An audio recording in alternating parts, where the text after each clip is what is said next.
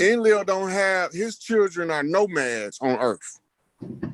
Because before he came, the Anunnaki had already divided Earth up into 3 regions. The land of Enki, we call it the motherland, Africa. It wasn't called Africa 500 years ago. It was called the Greater Sudan. Over here, we called it the Afar Inca. And we referred to ourselves as Amur Inca. Right? So Enlil's children, he Yahweh in the Bible. So he's promising his children that he gonna give them a homeland. That's his promise. The only way he can give them a homeland is he gotta overthrow either Enki, or Isis, or Tahuti. Them the 3 regions of the earth, right? So when you look at the movement, when we look at the movement in ancient times, you can actually see the fingerprints of Anunnaki warfare. Most of us don't study warfare, therefore we have no way to understand how they weaponize everything we do against us, right?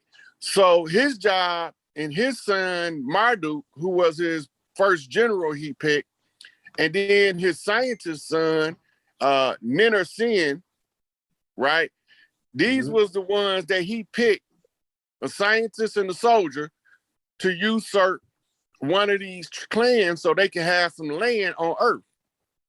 They lost. They should have never fucked with Tahuti, and they probably could have been able to get by on Enki or Isis, but they can't get past Tahuti. In the exile of the Spanish Inquisition, right? So in the Spanish Inquisition, they kicked out of Europe, out of ISIS land, some people that we call Moors today.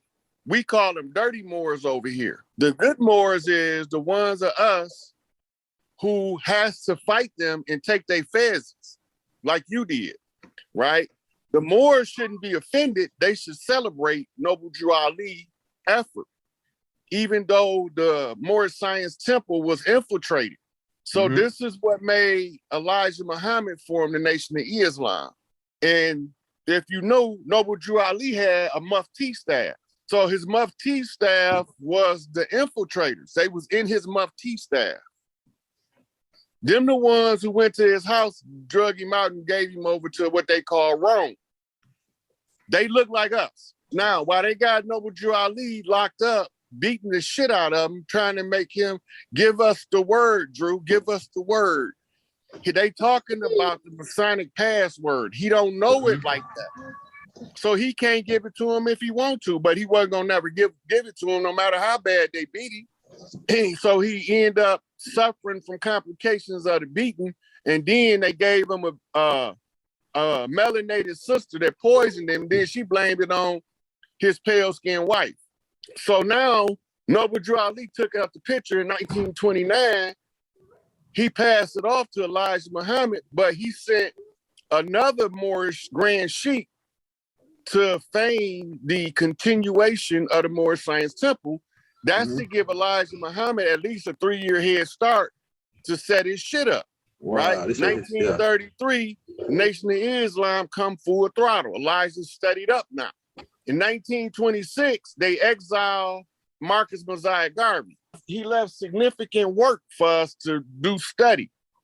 Up, you mighty people, do what you will.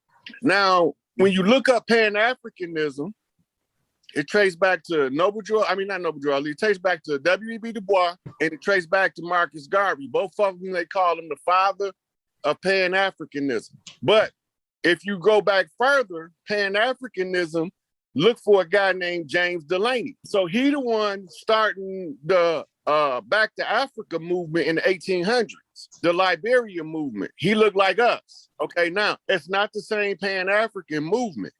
But if you're not a student of Garvey, you won't never know that it was a motive behind Garvey telling us to form a confraternity and to form a Pan-African connection, because the Africans got to tell us, they ain't bring y'all from over here. Y'all was already there. If you go back to 2017, 2018, the president of Ghana and the chiefs offered a qualified apology for the slave trade. There's a problem with that.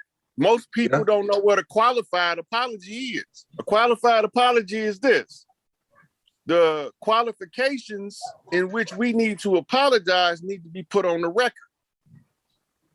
And we will be, willing to support you in anything you do if we found to be guilty. So when I tried to qualify the apology, I found out that we ain't come from over there. We was already here.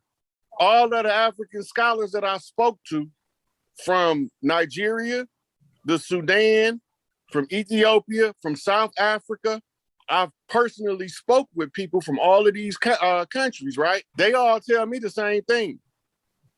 Man, you know a whole lot about Africa and the Pan-African movement, but y'all not from over here. How did you know this? I'm like, what the fuck you mean we ain't from over there? Go back and do your research.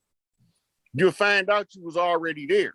When the Moors got kicked out of Spain, they didn't finally get kicked out until 1611. Okay. But when everything started, they sent Columbus out as an investigator. Okay, so now when they came over here, Chief Pontiac said they gave us a Bible and asked us to pray with them. We took the Bible, prayed with them, bowed our heads. When we raised our head, we had the Bible, they had the land.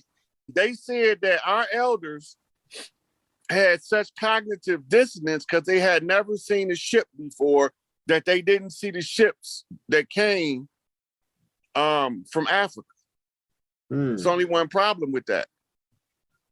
We've been trading with West Africa for hundreds of thousands of years. We also, on the west coast of the United States, was trading with Japan and China for thousands of years. So now, how in the fuck we don't know what a boat looked like, a ship?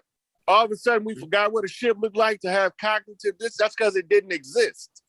The slave ship that we see, the popular sardine can slave ship, it's a direct overlay for Notre Dame University because it was an academic hatch plot. That's why that ship on May the 5th, 2018, they set it on fire. They burnt that bitch down. So they burned it. That was our cue. That's exactly what it is. So when I'm reviewing the records, I'm like, shit, this shit's not true. It's just not true. Now here go the irony. Last night somebody sent me a video of Baba. Baba was saying all this shit I'm saying.